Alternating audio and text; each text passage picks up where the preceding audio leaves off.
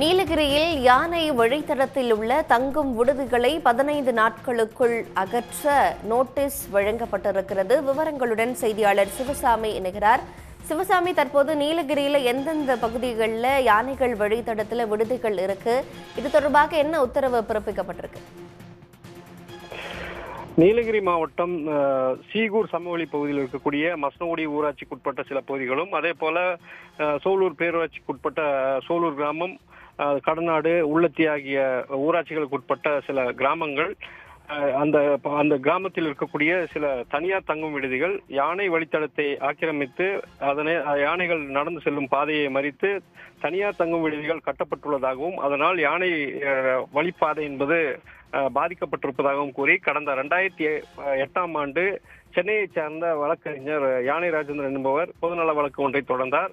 அந்த வழக்கை விசாரித்த சென்னை உயர்நீதிமன்றம் கடந்த 2011ஆம் ஆண்டு அந்த யானை வழித்தடம் மறித்து கட்டப்பட்டுள்ள தனியார் தங்கும் விடுதிகளையும் அங்கு இருக்கக்கூடிய பட்டா நிலங்களையும் காலி செய்யுமாறு உத்தரவு ஒன்றை பிறப்பித்தது. அந்த உத்தரவை எதிர்த்து மேல்முறையீடு உச்சநீதிமன்றத்தில் தனியார் தங்கும் விடுதி உரிமையாளர்கள் சார்பாக தொடரப்பட்டது. இந்த வழக்கு விசாரணையை தொடர்ந்து அந்த உச்சநீதிமன்றத்தில் நடைபெற்று வந்த நிலையில் கடந்த 2018ஆம் ஆண்டு இந்த யானை வழித்தடத்தில் கட்டப்பட்டிருக்கக்கூடிய குடியிருப்பு, அதாவது தனியார் தங்கும் விடுதிகள் குடியிருப்புக்கான உரிமத்தை பெற்றுவிட்டு தங்கும் விடுதிகளாக வணிக ரீதியாக செயல்பட்டு வருவதால் அந்த யானை வழித்தடத்தில் இருக்கக்கூடிய 38 தனியார் தங்கும் விடுதிகளை சீல் வைக்குமாறு மாவட்ட நிர்வாகத்திற்கு உச்சநீதிமன்றம் உத்தரவிட்டது. அதனைத் தொடர்ந்து கடந்த 2018ஆம் ஆண்டு 38, அதாவது பொக்காபுரம், சிங்காரா, வாழைத்தோட்டம், சொக்கநல்லி, செம்மநத்தம் ஆகிய கிராமங்களுக்குட்பட்ட அந்த பகுதியில் இருக்கக்கூடிய செயல்பட்டு வந்த 38 தனியார் தங்கும் விடுதிகளுக்கு சீல் வைத்து நடவடிக்கை எடுத்தது. அது குறித்த வழக்கானது உச்சநீதிமன்றத்தில் தொடர்ந்து நடைபெற்ற நிலையில் தனியார் தங்கும் விடுதி உரிமையாளர்கள் சார்பாக மாவட்ட நிர்வாகம் மற்றும் வனத்துறை ஆகிய இரண்டு துறைகளும் பல்வேறு தவறான தகவல்களை அளித்திருப்பதாக கூறி மீண்டும் அந்த தனியார் தங்கும் விடுதி உரிமையாளர்கள் சார்பாக உச்சநீதிமன்றத்தில் புகார் தெரிவிக்கப்பட்டது. அதனை அடுத்துதான் ஓய்வு பெற்ற நீதிபதி வெங்கட்ராமன் தலைமையிலான 3 பேர் அடங்கிய குழு ஒன்றையும் உச்சநீதிமன்றம் அமைத்தது.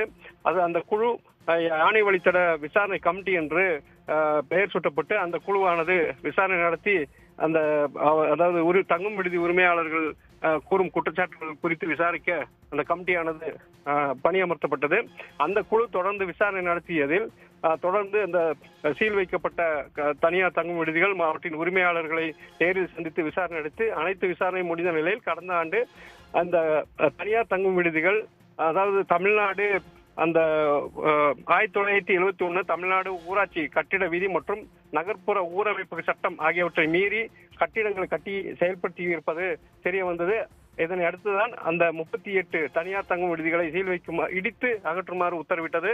அதன்படிதான் தற்போது மாவட்ட நிர்வாகம் இந்த 38 தனியார் தங்கும் விடுதிகளில் 35 தனியார் தங்கும் விடுதி உரிமையாளர்களுக்கு 15 நாட்களுக்குள் தங்களது தனியார் விடுதி கட்டிடத்தை தாங்களே இடித்து அகற்றிக் கொள்ளுமாறு உத்தரவிட்டுள்ளதுடன் அதற்கான நோட்டீஸையும் தற்போது ரெஜிஸ்டர் தபால் மூலம் அனுப்பியிருக்கிறது. அந்த பணிகள் நேற்று முன்தினம் தொடங்கிய நிலையில் தற்போது அந்த 35 ரெசார்ட்களுக்கும் அந்த நோட்டீஸ் ஆனது வழங்கப்பட்டிருக்கிறது. இதனை அடுத்துதான் நாளை முதல் அந்த சம்பந்தப்பட்ட ரெசார்ட் உரிமையாளர்கள் தங்களது கட்டிடத்தை இடிக்கும் பணியில் மேற்கொள்வார்களா அல்லது மீண்டும் உயர் நீதிமன்றத்தில் அல்லது உச்ச நீதிமன்றத்திற்கும் நாடுவார்களா என்பது தெரிய வரும். நன்றி சிவசாமி, விவரங்களை வழங்கியமைக்கு. சன் நியூஸ் வாட்ஸ்அப் சேனலை ஃபாலோ செய்யுங்கள். QR கோடை ஸ்கேன் செய்து சன் நியூஸோடு இணைந்திருங்கள்.